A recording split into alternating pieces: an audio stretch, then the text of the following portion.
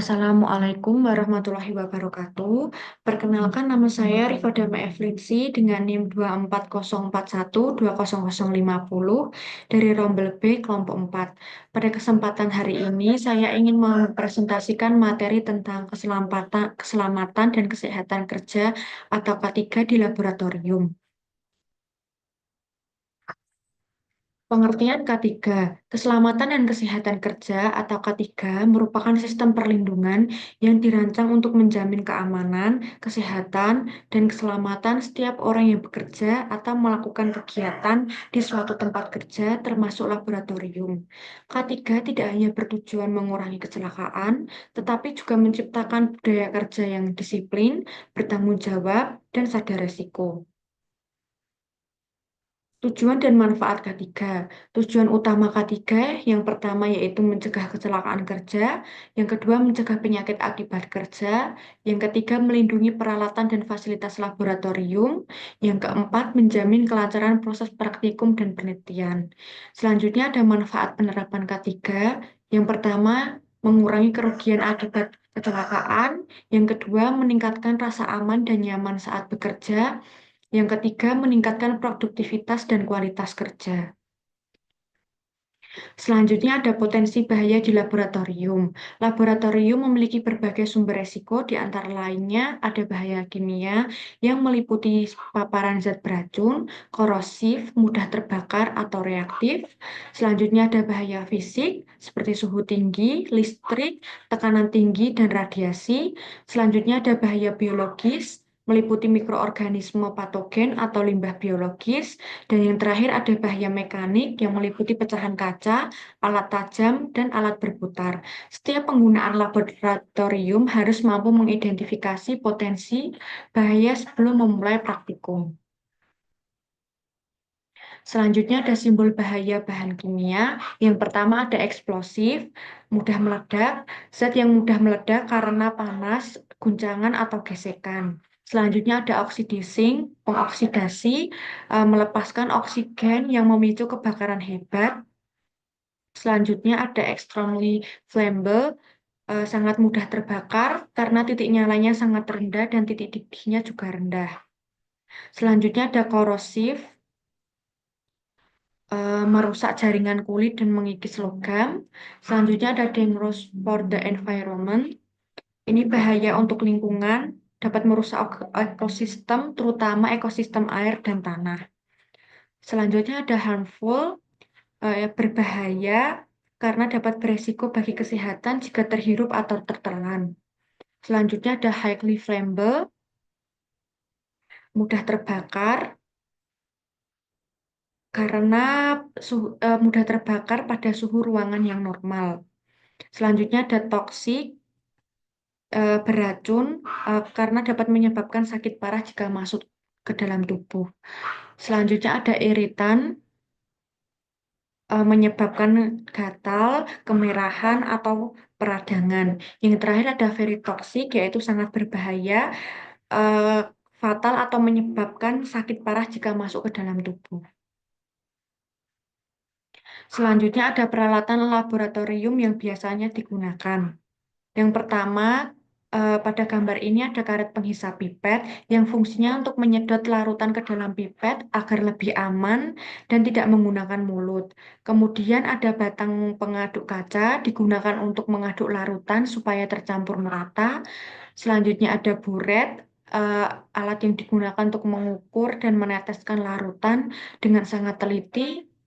Selanjutnya ada cawan penguap, fungsinya untuk menguapkan larutan sehingga tersisa zat padatnya.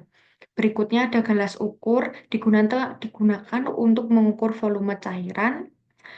Gelas kimia biasanya dipakai untuk menampung, mencampur, dan memanaskan larutan.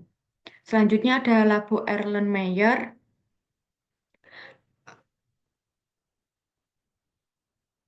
Labu Erlenmeyer ini sering digunakan untuk mencampur larutan saat titrasi.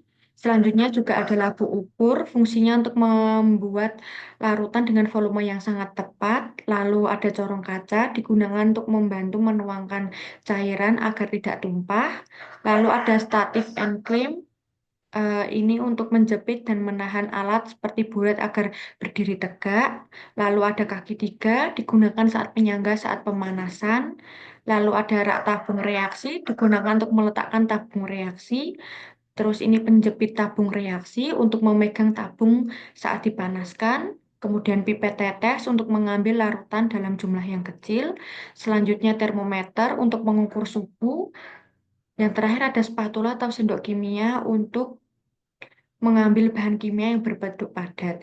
Jadi semua alat ini memiliki fungsi masing-masing dan sangat penting untuk menunjang kegiatan praktikum di laboratorium. Selanjutnya, penggunaan bahan kimia yang aman. Ada pula prinsip penggunaannya. Yang pertama, membaca label dan lembar keselamatan MSDS atau SDS. Yang kedua, menggunakan sesuai takaran. Yang ketiga, tidak mencampur bahan tanpa instruksi.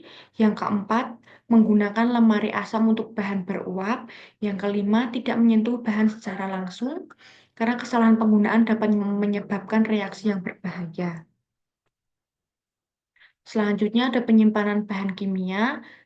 Penyimpanan yang harus diperhatikan yaitu yang pertama klasifikasi bahan meliputi asam, basa, oksidator, dan mudah terbakar.